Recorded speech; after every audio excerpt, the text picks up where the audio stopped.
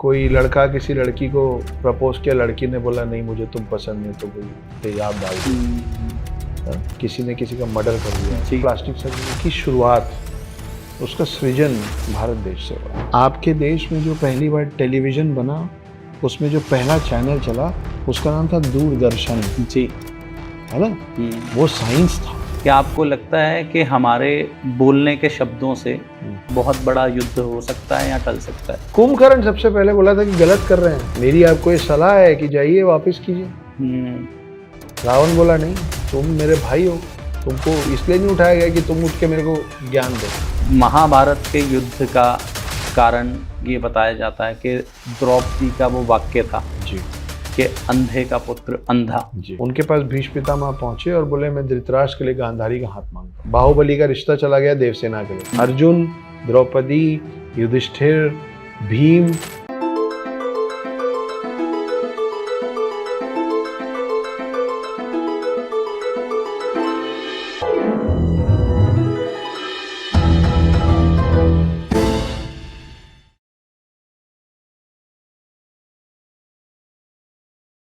हमारे हनुमान चालीसा जो लिखी गई उसमें आपने अपनी किताब में मेंशन किया है, जो हनुमान चालीसा में एक लाइन है, सहस्त्र योजन पर परमाणु। इसका मैंने कल आपकी किताब में मीनिंग देखा जिसमें आपने डेट वाइज बताया। बिल्कुल। तो ये एक मिथ बस्टर हो गया कि भाई तुलसीदास जी ने तो 600 साल पहले लिख दिया ये। बिल्कुल। और हमारे को जो साइंटिफिक ज्ञान वेस्ट से मिला वो 17वीं शताब्दी में मिला जी। उससे 200-300 साल पहले हमारे ही ग्रंथ में लिखा गया। तो उसके बारे में बताइए कि क्या हनुमान चालीसा में ये लिखा गया, इसका मतलब क्या है? देखिए, हनुमान चालीसा की इस लाइन में ना अर्थ और सन का डिस्टेंस बकायदा लिखा हुआ है, ठीक है, कि एग्जैक्टली कितने लाइट ईयर्स दूर है सन, और सन से जो रेज निकलती है उसको अर्थ में पहुंचने में कितना वक्त लगता है। उस समय देखिए, हमने ना आपको इसी तरीके का और मिथ बताऊं ना, ऐसी बहुत सारी चीजें। जैसे पहले, ये फिर मेरी गणना है कि जब पहली बार कोई फॉरेनर आया होगा वेस्टर्न कंट्रीज से और उसको संस्कृत वो पढ़ना सीखा होगा या उसको किसी ने समझाया होगा, तो उसने कहा होगा कि महाभारत में संजय नाम का एक किरदार था, गवलगन का बेटा जी, जो अंधे धृतराष्ट्र को पूरी महल में बैठे बैठे दूर में चलता हुआ पूरा महाभारत बताता था, कौन किस पे हमला किया, कौन निपट गया, किसका क्या हुआ। तो फॉरेनर हंसा होगा, बोला बेवकूफ़ हो तुम लोग, यहाँ बैठे बैठे, अभी हम फरीदाबाद में बैठे हैं, यहाँ बैठे बैठे कोई दिल्ली में क्या हो रहा है या बम्बई में क्या हो रहा है कैसे देख सकते हैं? इडियट। यही हुआ होगा ना। आपके देश में जो पहली बार टेलीविज़न बना, उसमें जो पहला चैनल चला उसका नाम था दूरदर्शन जी, है ना? वो साइंस था।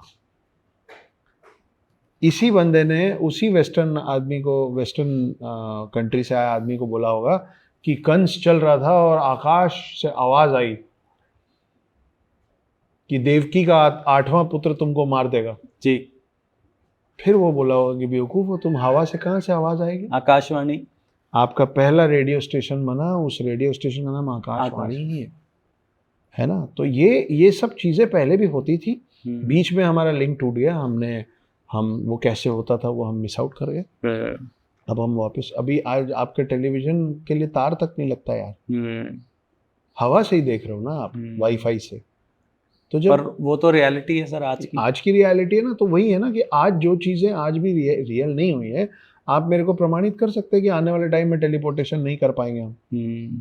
क्योंकि आज से 50 साल पहले अगर आप किसी को बोलते हैं कि इतना बड़ा सा डब्बा होता है जिसको लोग जेब में रखते हैं और ऐसे उठा के बात कर लेते हैं और फोटो चला जाता है, कोई मानता? सर 20 साल पहले भी नहीं मानते। हमारी वाली जो पीढ़ी है, हमने क्या क्या चेंजेस देख लिए। हाँ, कसेट से हम कहाँ आ गए। अब हम व्हाट्सएप वीडियो कॉल कर रहे हैं कनाडा में और बिल्कुल क्रिस्टल क्लियर वॉइस आ रही है, बात हो रही, आवाज आ रही है, सारा सीन दिख रहा है। बिल्कुल। आज से 2000 में हम सोच सकते थे? नहीं सोच सकते।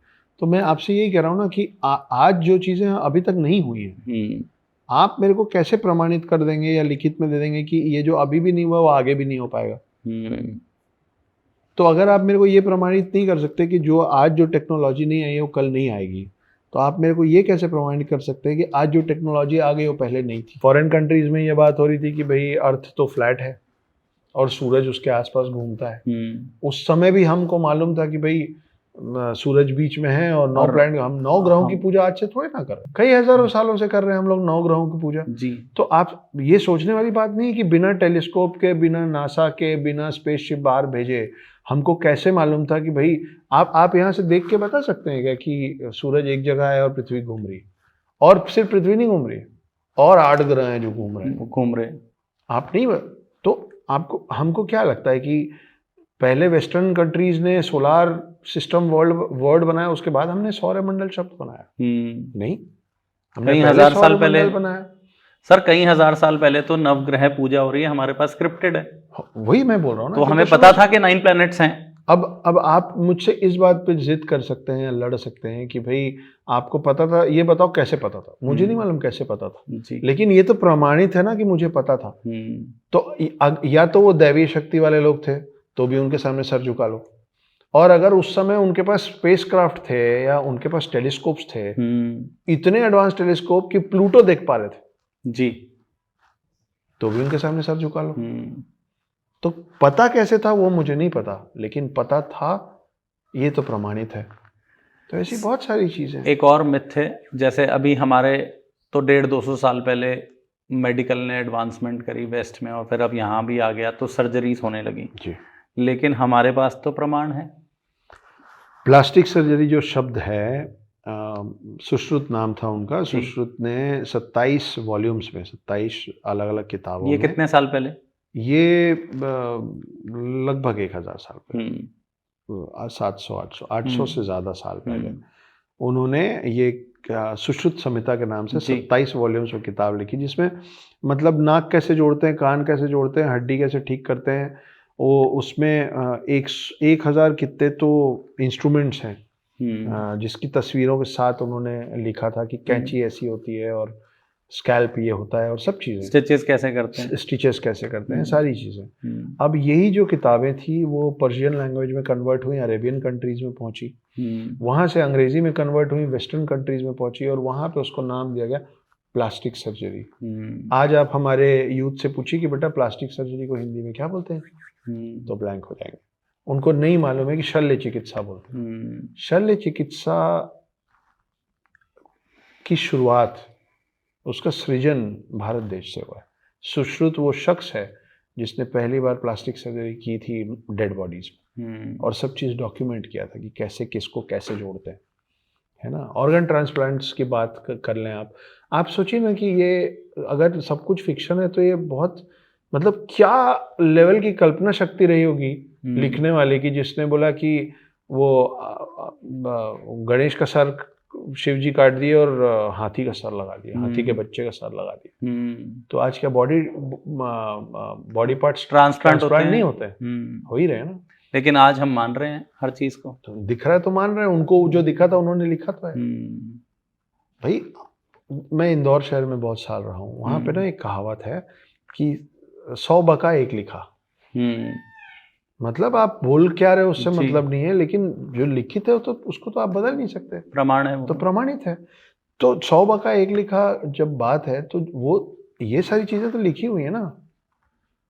100 बच्चे, एक महिला 100 बच्चे पैदा नहीं कर सकती थी, आज भी लगभग इम्पॉसिबल है। वो टेस्ट ट्यूब बेबीज थे। अश्वत्थामा की बातें बहुत ज्यादा होती हैं। अश्वत्थामा की माँ का नाम था कृपि, द्रोणाचार्य की समकक्ष कृपि। कृपि के भाई थे कृपाचार्य। कृपि और कृपा के कोई माँ बाप नहीं है, वो दोनों टेस्ट ट्यूब बेबीज हैं यार। चलिए मैं बोल देता हूँ कि अरे उस समय टेस्ट ट्यूब बेबीज का तो मॉडर्न साइंस नहीं था, या जो भी बोले आप। तो सोचिए कि कल्पना शक्ति क्या कमाल की थी कि किसी ने सोचा कि बिना माँ के गर्भ में हुए और बिना पिता के हुए बच्चे हो सकते हैं। तो इस पे आप उनको क्रेडिट नहीं देंगे कि क्या थॉट था यार। तो आप ऐसे माने चाहे वैसे माने, आपसे तो बेहतर ही थे वो। सर अब आपके फेवरेट टॉपिक जिस पे आपकी बहुत कमांड है, जिस पे आप किताबें भी लिखी हैं और किताबों में आपने जी मेंशन किया है, महाभारत। जी, महाभारत का सबसे फेवरेट आपका किरदार कौन सा है, जो सबसे स्ट्रॉन्ग कैरेक्टर आपको लगता है महाभारत में? मेरे इस जवाब से शायद आप थोड़ा डिसअपॉइंट हो जाएं, लेकिन मुझे लगता है कि मेरे फेवरेट किरदार वेद व्यास। जी, उसका कारण है, एक तो इमॉर्टल, 7 चिरंजीवी में से एक एक चिरंजीवी है। चिरंजीवी। तो अगर मैं कहूँगा कृष्ण, यदि मैं कहूँगा कृष्ण, हम्म, तो 126 साल की उम्र जी में- के कृष्ण तो चले गए। हम्म, यदि मैं कहूँगा अश्वत्थामा, हम्म, तो मैं कह सकता हूँ। यदि मैं कहूँगा कर्ण या अर्जुन या कोई भी और भीष्म पितामह, तो ये सब तो जा चुके हैं। 7 चिरंजीवी में से एक है वेद व्यास। कई लोग ये मानते हैं कि वेद व्यास ने जो महाभारत की रचना की है वो सब उन्होंने देखा था, क्योंकि पांडव कौरव सब उन्हीं के पोते थे, जी, और जो देखा था वो लिखा था। और कईयों का मानना है कि पूरी मिथ्या है। दोनों कंडीशन में मैं वेद व्यास से मिलना चाहूँगा, और एक तो क्योंकि इमॉर्टल हैं तो हैं, तो कभी मुलाकात हो जाएगी ना तो उनसे, देखिए मैं खुद एक बहुत ही अदना सा छोटा सा लेखक हूँ। हम ना जितना कुछ पन्नों पे लिख के आपके लिए बाहर भेज देते हैं ना, उससे बहुत ज़्यादा चीज़ें नहीं लिखते हैं जी, रख लेते हैं। कभी लगता है कि शायद रीडर अभी इस चीज़ के लिए तैयार नहीं है। कभी लगता है कि ये समझाने के लिए तो पहले ये समझाना पड़ेगा, इतना अभी कौन समझाए, अपने मेन कहानी पे फोकस करते हैं, इस किरदार को छोड़ देते हैं, है ना जी। तो और जो लोग नॉन फिक्शन भी लिखते हैं, जो अपना एक्सपीरियंस लिखते हैं, वो कितना कुछ एक्सपीरियंस करते हैं, उसको नटशेल में लिखते हैं। नटशेल में वो जितना आ सकता है किताब 200, 250, 300 पन्ने।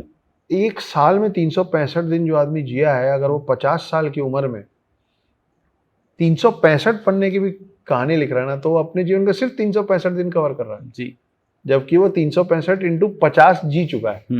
वेद व्यास कितने 100 साल जी चुके थे। तो आप सोचिए कि कितना कुछ है जो उन्होंने नहीं लिखा होगा। मेरे को उनके साथ बैठना है और पूछना है कि वो जो लिख दिया हो तो हम पढ़ लिए, जो नहीं लिखा है वो सुनाइए। तो वो मिथ्या है या वो सत्य है, दोनों कंडीशन में मैं वेद व्यास मुझे बहुत कमाल के। लेकिन अगर आप बात करें इंटरेस्टिंग किरदार की, तो आप एक का हाथ नहीं पकड़ सकते। सब में कुछ ना कुछ कमाल की बातें हैं जी, कुछ ना कुछ फ्लॉज हैं, सारे ग्रे शेड्स हैं, जिनमें काला ग्रे सारे हैं। अर्जुन, द्रौपदी, युधिष्ठिर, भीम जी, कुछ ना कुछ तो ग्रे है, मैंने भी जितना पढ़ा है। ये वो ग्रे हैं जिसमें सफेद की मात्रा ज्यादा और काले की मात्रा कम है, और कौरवों में काले की मात्रा ज्यादा और सफेद की मात्रा कम, और ग्रे तो सारे। तो इसीलिए सब में ऐसी चीजें हैं जो देखने, सुनने, पढ़ने में मजा आता है। अक्षत जी, ये बताइए कि महाभारत के युद्ध का कारण ये बताया जाता है कि द्रौपदी का वो वाक्य था जी कि अंधे का पुत्र अंधा जी। क्या आप इससे सहमति रखते हैं कि हमारी जो बोलने की वो है, किस लहजे में हम बात करते हैं, पहले भी हम बात कर चुके हैं, क्या आपको लगता है कि हमारे बोलने के शब्दों से बहुत बड़ा युद्ध हो सकता है या टल सकता है? दोनों बात सही है, टल भी सकता है। एक बड़ी अच्छी चीज़ थोड़े दिन पहले सीखा मैं कि अगर चलते चलते किसी से टकरा जाओ तो बोलो कि अगर आपकी गलती थी तो मैंने माफ़ कर दिया, और अगर मेरी गलती थी तो मुझे माफ़ कर दीजिए। तो वहाँ पे झगड़ा खत्म हो जाता है ना, कि मैं ये भी नहीं बोल रहा हूँ कि आप ही की गलती थी, यदि आपकी थी तो पहले माफ़ी ले लीजिए और मेरी थी तो कर दीजिएगा। तो अच्छे सधे शब्दों के साथ तो बहुत सारे वॉर्स रोके जा सकते हैं, लेकिन हमेशा सिर्फ शब्दों के कारण ही वॉर्स हों ये ज़रूरी नहीं। भाई अभी यूक्रेन और रशिया के प्राइम मिनिस्टर्स तो आपस में बात ही नहीं कर रहे हैं, पर वॉर तो हो रहा है ना। तो हमेशा युद्ध का कारण वाक शक्ति नहीं होती है। आपकी वाक पटुता में शक्ति बहुत होती है, लेकिन हमेशा वही एक कारण बने या उसी की वजह से वो ऐसा नहीं होता है। जैसे महाभारत में कई ऐसे संस्करण हैं जिसमें ये लाइन कहीं लिखी ही नहीं हुई है कि द्रौपदी ने ये लाइन कही जी कि अंधे का बेटा अंधा, ये हुआ ही नहीं है कई जगहों पे, है ना। तो उसके पीछे बहुत सारे कारण हैं। जैसे सदगुरु जग्गी जो हैं, उन्होंने कुछ समय पहले एक बहुत बढ़िया बात बताई थी शकुनी को लेके। तो वो कहानी कुछ ऐसी है कि गांधार नरेश जो थे, मतलब शकुनी के पापा, उनके पास भीष्म पितामह पहुंचे और बोले मैं धृतराष्ट्र के लिए गांधारी का हाथ मांगता हूँ। गांधार जो है वो आज की डेट में अफगानिस्तान का कांधार है। तो गांधार नरेश के पास गए, बोले मैं आपकी बिटिया का हाथ मांगता हूँ धृतराष्ट्र के। सबको पता था कि धृतराष्ट्र अंधे हैं, लेकिन गांधार कुरुवंश के सामने इतना छोटा राज्य था कि वो बोल नहीं पाए। आप अभी के जो आपके लिस्टनर्स हैं वो समझ लें कि बाहुबली का रिश्ता चला गया देवसेना के लिए, है ना, कि वो बड़ा छोटा सा राज्य है। तो लेकिन इस बात से शकुनी बिल्कुल खुश नहीं थे। फिर शादी हो गई, तो उनको ये लग रहा था कि मेरी बहन में क्या कमी है कि इनसे शादी, एक अंधे से उसकी शादी कराई जा रही, बस ये कि वो बहुत बड़े राज्य का राजा है। लेकिन शादी हो गई। शादी के बाद गांधारी ने निर्णय लिया कि मैं भी दुनिया नहीं देखना चाहती जी। उन्होंने अपने आंख में पट्टी बांध ली। इस बात से उनको और क्रोध आया। लेकिन इन सबके बीच में जो भीष्म पितामह है उनको ये पता चला कि गांधारी मांगलिक थी और गांधारी की शादी धृतराष्ट्र से कराने के पहले एक बार और करा दी गई थी, पेड़ से या किसी मटके से, ऐसा कुछ, अलग अलग जगह अलग अलग बात है। तो भीष्म पितामह को ही फेल्ट चीटेड, उनको लगा मेरे साथ धोखा हुआ, मेरे को ये बात बताई नहीं गई। तो उस समय का रूल ये था कि आप अगर मैं आज क्या होता जब आप मेहमान, अभी मैं आया आपके पास तो आपने बोला अक्षत जी क्या लेंगे, पहले ऐसा नहीं होता था। पहले मेरी हैसियत, जो मैंने बुलाया है ना, उसकी हैसियत होती थी, और जो खिला पाएगा आपको ग्रहण करना पड़ेगा। मैं आपको मैंने बुलाया मेहमान के तौर पे, तो आप अतिथि देवो तो हैं, लेकिन मैं आपके सामने खाने को जो रख दूंगा वो आपको ग्रहण करना पड़ेगा जी, है ना। अगर आपको ग्रहण नहीं करना चाहते हैं तो आप मेरा आतिथ्य को ही ग्रहण मत कीजिए। तो भीष्म पितामह ने पूरे गांधार कुनबे को बुलाया, चाचा, ताया, काका, मामा, फूफा, सब आ जाओ, हम आपको ट्रीट कर, होस्ट करना चाहते हैं। तो गांधार, नरेश, शकुनी, बाकी सारे आ गए एक साथ। उन सबको जेल में भर दिया और रोज उनको एक मुट्ठी चावल देते थे। एक मुट्ठी पर पर्सन नहीं, पूरे ओवरऑल को एक मुट्ठी चावल देते थे, बोले खाओ। इस बीच में भीष्म पितामह को किसी युद्ध के लिए जाना पड़ा और चल दिया। अब यहाँ पे एक मुट्ठी चावल में इतने लोग कैसे सरवाइव करेंगे? एक एक करके लोग मरना चालू हुए। थोड़े दिन मरने के बाद बच्चे जो थे उन्होंने निर्णय लिया कि ऐसे तो सारे मर जाएंगे भूख से, एक एक दाना चावल में कैसे आदमी जीवित रहेगा। एक काम करते हैं, मरना तय हो गया अगर, तो ये पूरा एक मुट्ठी चावल एक ही को खिलाते हैं। किसको? आने वाली पीढ़ी को। कौन? शकुनी। शकुनी उसके पहले भी अय्याश था। तो अब ये पूरा एक मुट्ठी चावल शकुनी बैठ के खाता था और अपने एक एक करके सगे संबंधियों को मरता हुआ देखता था। उसको तकलीफ होती थी। मरते मरते मरते मरते आखिरी में दो लोग बचे, गांधार नरेश जो राजा थे और शकुनी। गांधार नरेश बुजुर्ग भी थे और बहुत कमजोर हो गए थे शारीरिक तौर पे। वो पास आए और बोले कि सुनो, मैं तुमको एक भेंट देना चाहता हूँ। बोले जी। बोले पास आओ। तो पास आए तो पूरी जितनी ताकत बची थी शरीर में, उस पूरी ताकत से शकुनी के घुटने पे लात मार के घुटना उसका तोड़ दिया। ये क्या किए पिताजी आप? बोले क्या है ना, तुम अय्याश हो एक नंबर के, बाहर निकलोगे थोड़े दिन में भूल जाओगे कि यहाँ क्या क्या हुआ अपने मदिरा में और मस्ती में।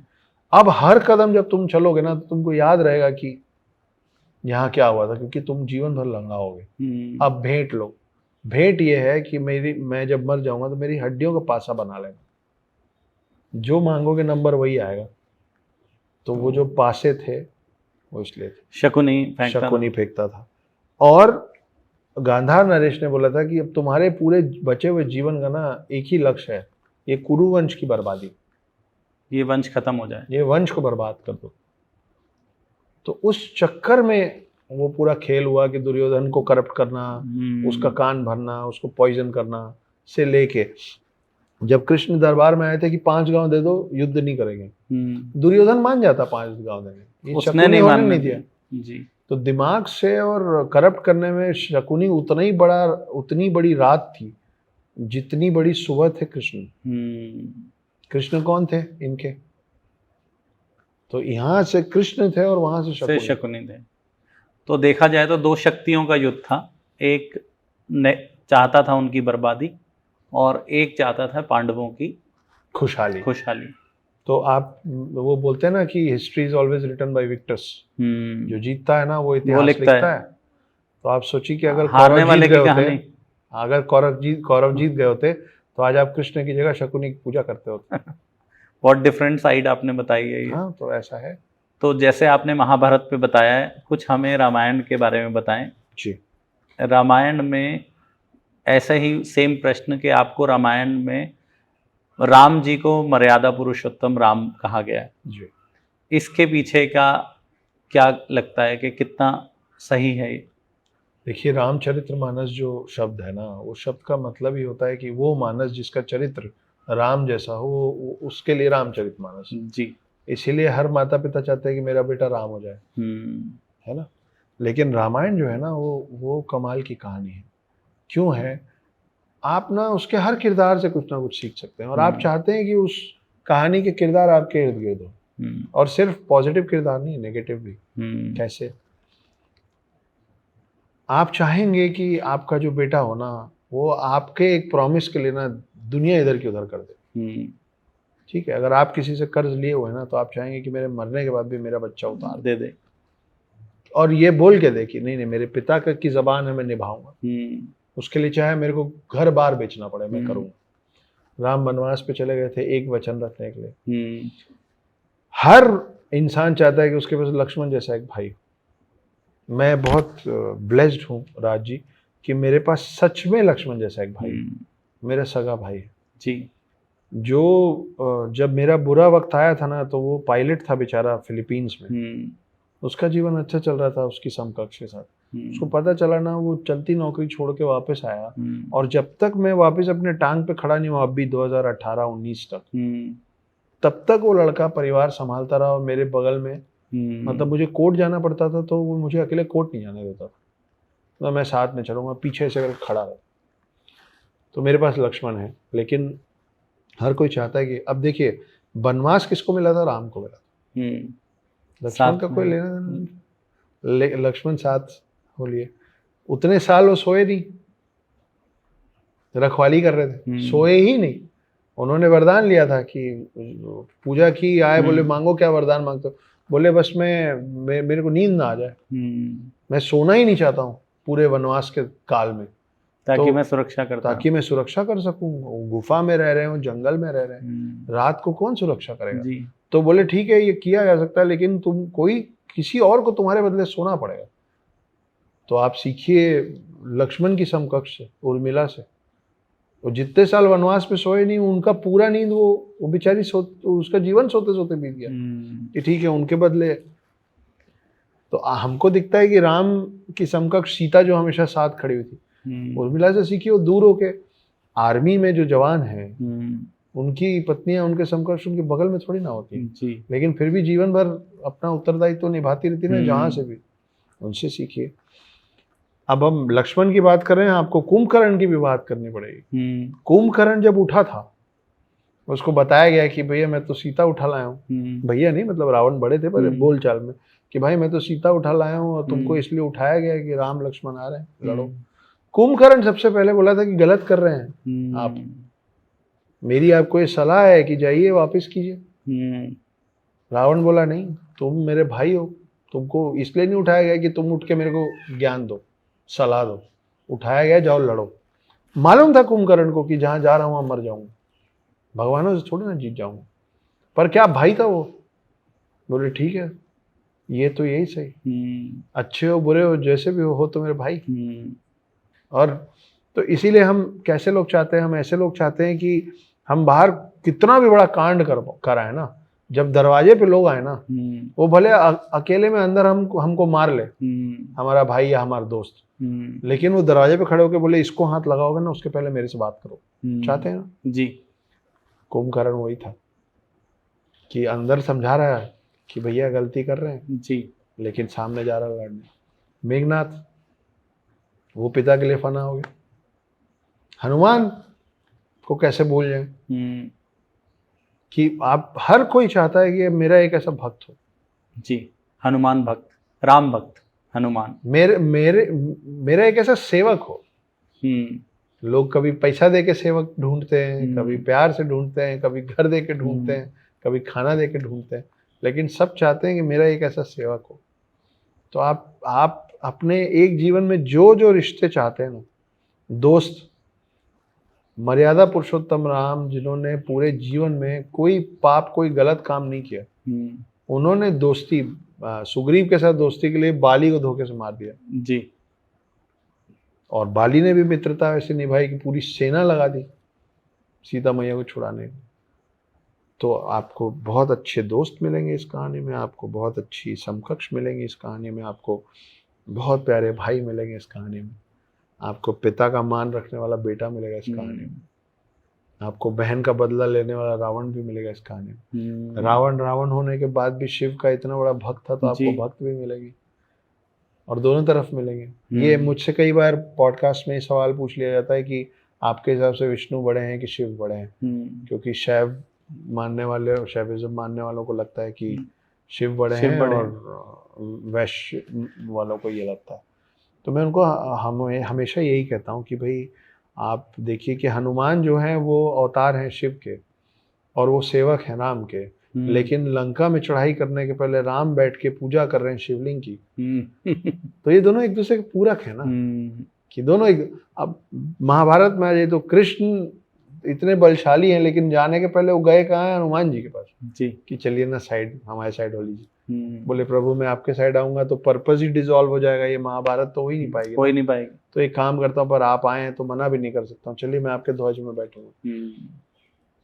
हम सब जब परेशान होते तो हम राम राम राम राम बोलते, राम जब परेशान होते ना तो हनुमान बोलते जी। तो विष्णु शिव का और शिव विष्णु की दोनों एक दूसरे की पूजा करते हैं, और वो दोनों मित्र हैं, वो दोनों एक दूसरे के पूरक हैं। तो हम क्यों लगे हुए हैं डिसाइड करने में कि शिव बेहतर या विष्णु बेहतर, या सब एक ही। अक्षत जी बहुत ही बढ़िया सफ़र रहा अभी तक का हमारा, और मुझे लगता है कि मेरे ऑडियंस को भी एक बहुत बढ़िया मैसेज आपकी तरफ से गया है, और जेनजी को भी और पिछली जनरेशन को भी आपके थ्रू एक पॉजिटिव मैसेज गया है। मैं चाहता हूं कि आप हमें ये बताएं कि आप कैसे इंस्पायर्ड हुए ये इस लाइन में आने के लिए। जो मैंने आपकी डिटेल जानी, आप उससे पहले एक व्यापारी थे, आपने रेस्टोरेंट्स खोले जी, लेकिन आपके कुछ जीवन में उतार चढ़ाव रहे, और उतार चढ़ाव को पार करके आप यहाँ तक पहुँचे, और आप आज एक बहुत ही फेमस पर्सनालिटी हैं और आपको बहुत लोग फॉलो करते हैं। इसीलिए आपका चुनाव किया गया चेंज मेकर की रूप में बी द चेंज पॉडकास्ट। मेरा चयन करने के लिए आपका अरे सर आभार। हमारा बहुत बहुत ये सौभाग्य है कि आप हमारे साथ बैठे हैं, और हम चाहते हैं कि हम आप जैसे लोगों से अपने व्यूअर्स को मिलवाएं, ताकि आपसे जो पिछले 1 घंटे में हमारी वार्तालाप हुई है, अगर हम कोई भी हमारे 20,000 50,000 व्यूअर्स जो भी देखेंगे, और ये लाइब्रेरी में रहेगा, हो सकता है कि आने वाले 2-5 साल में चैनल बहुत बड़ा हो और आप भी बहुत ही रिनाउंड अब आगे बढ़ते जा रहे हैं। तो मैं चाहूँगा कि जब आपकी मूवीज रिलीज हों तो एक बार हम फिर एक बार अपने दर्शकों से मिलें, ताकि हम लोग भी आपके साथ प्रमोशन में कुछ पार्टिसिपेट करें। तो इसीलिए आपका चुनाव किया गया चेंज मेकर्स के लिए। सर ये बताइए कि आपका जीवन इतना उतार चढ़ाव रहा, आपको क्या इंस्पिरेशन मिली कि आपने बिल्कुल ऑल टुगेदर डिफरेंट फील्ड लिया? जैसे आपने बताया शुरुआत में कि आप पहले से तो इसमें प्रोफेशनली कुछ कर नहीं रहे थे, तो उसकी थोड़ी सी हमें कहानी बताइए। राज जी, एक बहुत स्ट्रॉन्ग इमोशन होता है, उसको कहते हैं हेट, नफरत जी। और हमको बचपन से सिखाया जाता है नफरत मत करो, हेट नेगेटिव है, मेरा ऐसा मानना नहीं है। एक और चीज़ हमको बचपन से सिखाया जाता है फॉरगिव एंड फॉरगेट। मैं इससे इत्तेफाक नहीं रख पाता हूँ। ये ना लिखने पढ़ने बोलने और प्रवचन देने के लिए ठीक है, लेकिन अगर आप इंसान ही हैं तो आपसे ऐसा हो नहीं पाएगा कि आपके साथ किसी ने गलत किया, आपने उसको माफ़ भी कर दिया, आप भूल भी गए।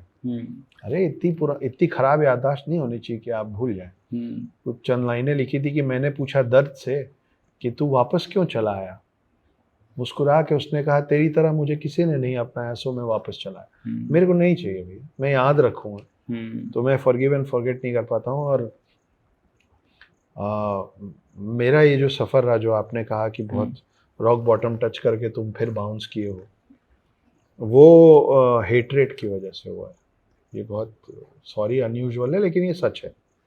मैं बिना लाग लपेट के बोल रहा हूँ कि मैं इतनी ज़्यादा नफरत करता हूँ कुछ लोगों से, और आजीवन करता रहूँ।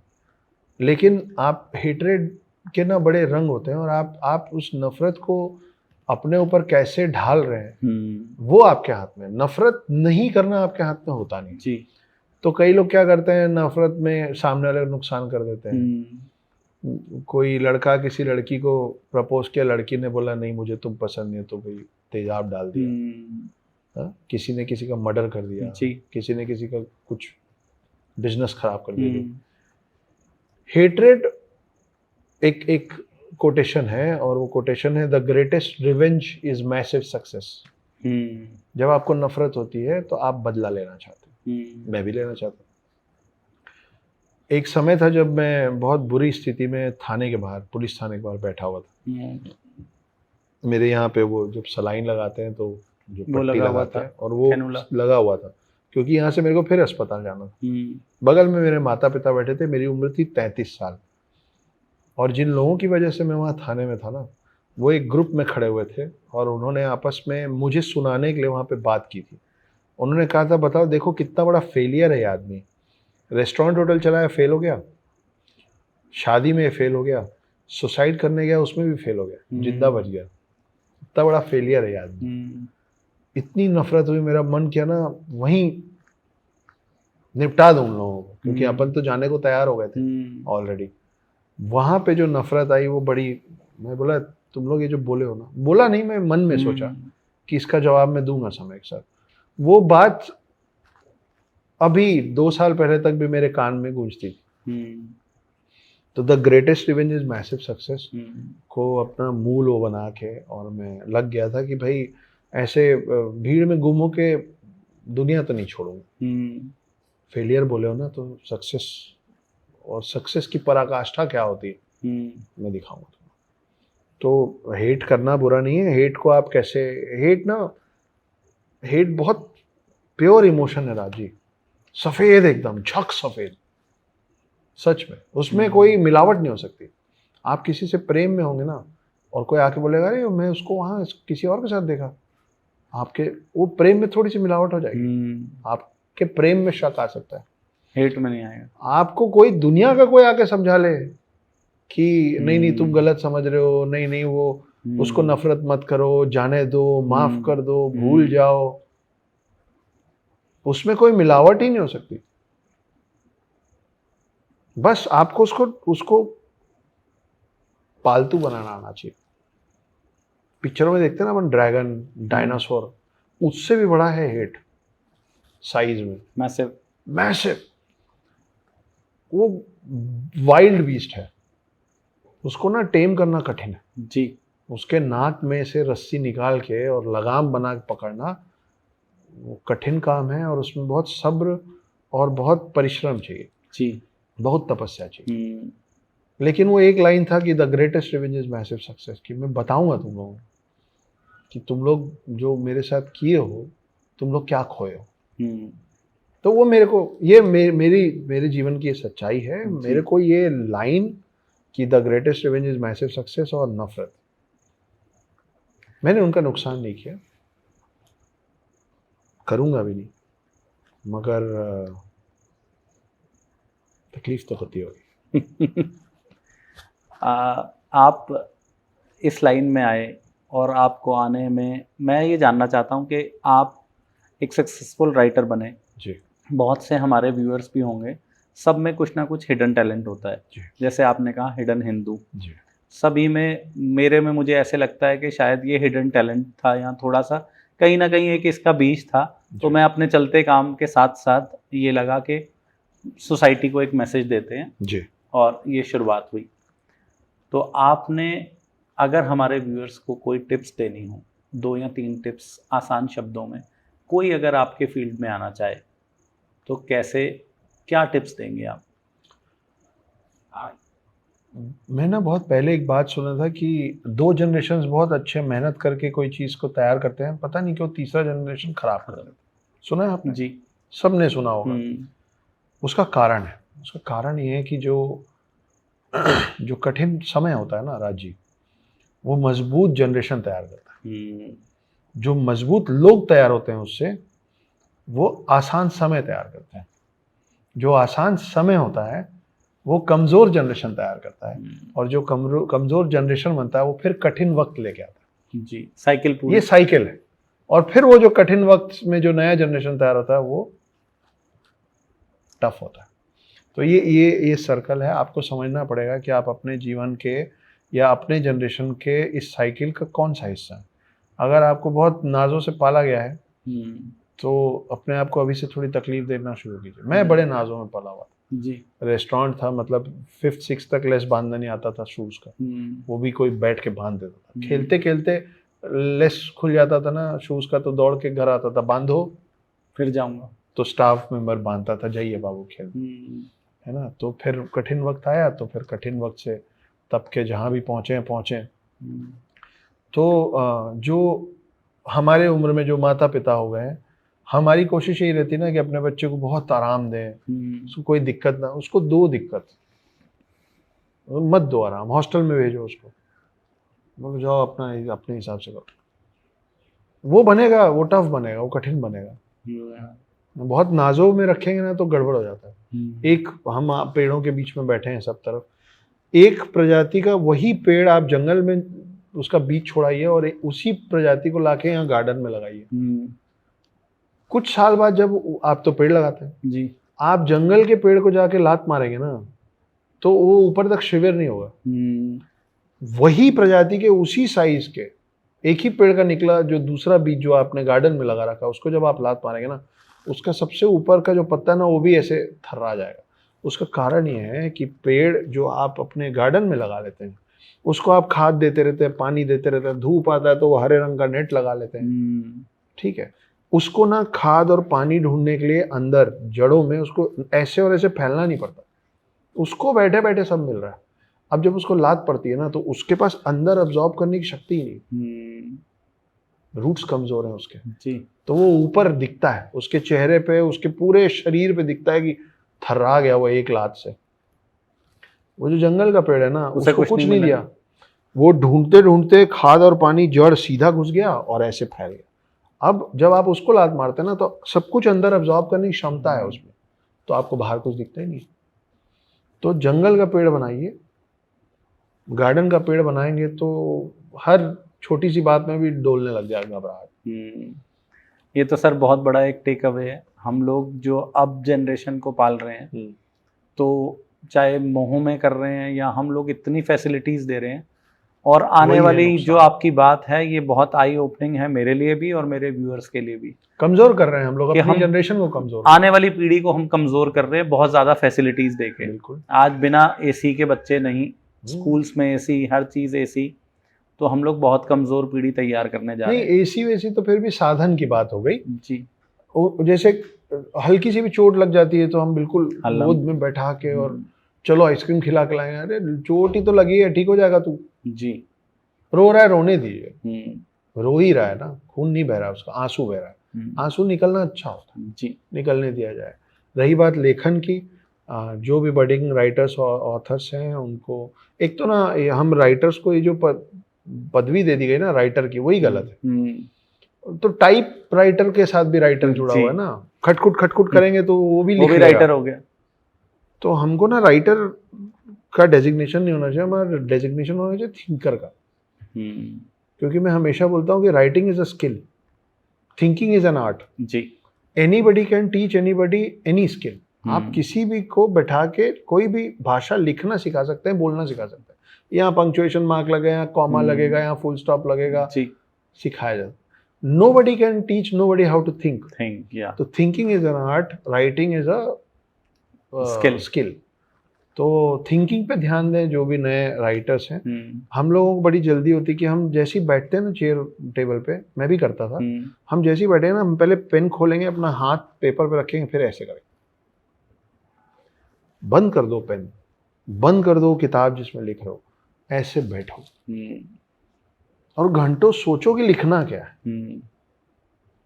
जब खूब सोच के लिखोगे तो सर फिर तो ऐसे लिखा जाता है। मैं भी यही, जब मैंने पॉडकास्ट की शुरुआत करी और अब ये स्क्रिप्ट राइटिंग मेरा भी एक पार्ट हो गया। अब मैं आपसे जैसे बात हुई जी, तो मैं 2 दिन 3 दिन सोचता रहा, किताब भी पढ़ता रहा, लेकिन जब फिर स्क्रिप्ट तैयार करनी थी तो 10 से 12 मिनट के अंदर 5-6 पन्ने, और अब देखिए स्क्रिप्ट सामने पड़ी है, बिल्कुल है। और लेकिन उसको देखने की जरूरत ही नहीं है क्योंकि मैं इतना सोच चुका Clear हूँ है। आपके टॉपिक पे, जी, तो मुझे ऐसा लगा नहीं कि मुझे स्क्रिप्ट पे जाकर देखना है। इसीलिए मैं बोल रहा हूँ कि लिखने में कम वक्त लगाइए, जी। सोचने में ज़्यादा लगाएंगे तो लिखने में वक्त ज़्यादा लगेगा नहीं। हम्म, फिर आपको, अब बोलते हैं ना हमको राइटर्स ब्लॉक आ गया, आपको राइटर्स ब्लॉक इसलिए आया क्योंकि आप जब पहला सीन लिख रहे थे तो आपको मालूम ही नहीं था कि आपकी फिल्म का आखिरी सीन क्या है या किताब का आखिरी पन्ना क्या है। जी। पहले पन्ने से आखिरी आपको कहानी आपको पूरी, उसके बाद लिखते लिखते आप उसको इम्प्रोवाइज करते हैं। जी। आप लिखते लिखते सोचते नहीं, आप पहले सोचते हैं फिर लिखते हैं। जैसे सोच के बोला जाता है वैसी सोच के लिखा जाता है। जी। और दूसरा जो पब्लिश कराना चाह रहे हैं बुक, लिखते समय आप पब्लिशर को कैसा लगेगा, रीडर को कैसा लगेगा, मेरे घर वालों को कैसा लगेगा, ये सोचना आपकी जिम्मेदारी नहीं है। आपको कैसा लग रहा है वो सोचिए, आप जो लिखना चाह रहे हैं वो लिखिए। आप अगर दिल से लिखेंगे ना तो आपके जैसे और दुनिया में बहुत पड़े हैं जो आपकी कहानी पढ़ना चाहेंगे, वो आपकी साफ दिल से लिखी कहानी उन लोगों तक पहुंच जाएगी। हम लिखते समय ये सोचने लग जाते हैं क्या चलेगा क्या नहीं चलेगा, जी। Reader, writer. आप अपने आप को संतुष्ट कर लो। अगर आप दूसरों के लिए लिखना शुरू करोगे और खुद को संतुष्ट नहीं करोगे तो आप उस कहानी को कभी पूरी नहीं करोगे, आप बीच में छोड़ दोगे। ऐसा है। तो दोस्तों, ये थे हमारे साथ अक्षत गुप्ता। अक्षत गुप्ता जी ने बहुत ही आसान शब्दों में हमें बहुत ही मिथ बस्टिंग भी करी और बहुत ज्ञान भी दिया। अक्षत जी, अब मैं चाहता हूं कि पॉडकास्ट के अंत में जी, आप हमें एक आपकी बहुत ही प्रचलित कविता है, हाँ मैं हिंदू हूँ, प्रणाम मैं हिंदू, जी, तो कृपया हमारे व्यूअर्स के लिए एक बार कविता सुनाने के पहले मुझे एक जानकारी देनी है। जी। बहुत सारे सवाल यहाँ राज जी ने पूछे, राज जी के भी कुछ सवाल रह गए हैं। तो राज जी, आप चाहें या आप जो भी ऑडियंसेस आप इसको सुन रहे हैं, अगर आप मुझसे डायरेक्टली भी संवाद करना चाहें या मुझसे सवाल पूछना चाहें तो एक कम्युनिटी फॉर्म की है मेरी टीम ने जिसका नाम है NFA, नॉट फॉर ऑल। इस कम्युनिटी को आप ज्वाइन कर सकते हैं। लिंक आपको मैं डाल दूंगा, रिक्वेस्ट करूंगा डिस्क्रिप्शन में डालने का, और साथ में मेरे इंस्टाग्राम हैंडल में लिंक है। तो वहाँ पे हर महीने एक बार मैं आता हूँ और सबके सवालों का जवाब देता हूँ, और हर महीने एक सरप्राइज गेस्ट आते हैं। कभी कोई डायरेक्टर होते हैं, नॉन डायरेक्टर, कभी कोई प्रोड्यूसर होते हैं, कभी कोई तांत्रिक होते हैं। तो अलग अलग तरीके के सरप्राइज गेस्ट हर महीने एक बार आते हैं, और एक बार मैं खुद आता हूँ। तो आप लोग चाहें तो डायरेक्टली भी हम लोग जुड़ सकते हैं, बात कर सकते हैं। अब आ जाते हैं कविता पे। तो कविता कुछ ऐसी है कि रुद्राक्ष की माला में भी मैं हूँ, कृपाण, कटार और भाला में भी मैं हूँ, श्वेत भी हूँ और शुद्ध भी मैं हूँ, विरुद्ध हो मेरे तो युद्ध भी मैं हूँ, इतिहास में बहा आंसू और खून भी मैं हूँ, अब जो कह के मिलेगा वो सुकून भी मैं हूँ, कि इस धरती का मैं केंद्र बिंदु हूँ, प्रणाम मैं हिंदू हूँ। प्रणाम का भाव भी मैं हूँ, आक्रमण का घाव भी मैं हूँ, सहनशील, स्थिर और शांत भी मैं हूँ, देवभूमि भारत का हर प्रांत भी मैं हूँ, शक्ति, भक्ति और ना थकती क्रांति भी मैं हूँ, तूफान हूँ और तूफान से पहले की शांति भी मैं हूँ, इस धरती का मैं केंद्र बिंदु हूँ, प्रणाम मैं हिंदू। और है पर इसको यहीं समाप्त किया जाए जी। तो ऐसा। तो दोस्तों, ये थे हमारे साथ अक्षत गुप्ता जी। अक्षत गुप्ता जी, आपको आने वाली अपनी किताबों के लिए और फिल्मों के लिए बहुत बहुत बधाई। और हम चाहेंगे कि आप बहुत ही इंडिया के सबसे रिनाउंड अभी भी हैं और आप तरक्की करते रहें, और इसी तरह जो हिंदू की अलख है वो जगाते रहें, और आपके साथ हम हमेशा जुड़े रहें, और कोशिश करेंगे हम आपको, जब तक हमारा पॉडकास्ट चले, हम हर साल आपको बुलाएं, हम आते और रहेंगे। आपके जैसे गेस्ट हमारे साथ जुड़े रहेंगे तो हमारी व्यूअर्स को एक नई प्रेरणा देंगे। तो आप हमारे लिए प्रेरणा स्रोत हैं। ये मैं, राज जी ने मुझे जहाँ बुलाया है, ये एक वेलनेस सेंटर है राज जी। आप जब जीवा बोल रहा हूँ, फरीदाबाद में बैठा हूँ मैं जी। बहुत प्यारी जगह है यार। मैं तो इस पॉडकास्ट के लिए आया था, मैं ज़रूर यहाँ फिर से आऊँगा। बहुत शांत है, मोर की आवाज़ आ रही है, आसपास पेड़ पौधे हैं, हम जिस जगह पे बैठे हैं बड़ा सुंदर है। तो कभी मौका लगे 1-2 दिन 3 दिन शांति की तलाश में हो और अपना शरीर भी ठीक करना हो तो यहाँ ज़रूर आइए। बहुत बहुत धन्यवाद, थैंक यू। दोस्तों, आपके अपने channel be the change conversation with change makers by Raj Bhatia को बहुत सारा प्यार देने के लिए मैं आपका बहुत बहुत आभारी हूँ। इसी तरह आप अगर प्यार देते रहेंगे और अपने सुझाव देते रहेंगे, तो हम डे बाय डे नई इम्प्रूवमेंट करेंगे। बहुत रिसर्च कर रही है मेरी टीम और मैं, ताकि हम आपको ऐसे पर्सनालिटीज से मिलवा पाएँ जिनसे मिलना चाहते हैं आप। और इसी वजह से मैं आपसे रिक्वेस्ट करता हूं कि आप ज़्यादा से ज़्यादा इस पॉडकास्ट के लिंक को फॉरवर्ड करिए अपने दोस्तों को, मित्रों को, और एक पॉजिटिव मैसेज भेजने की एक चेन चलाएं।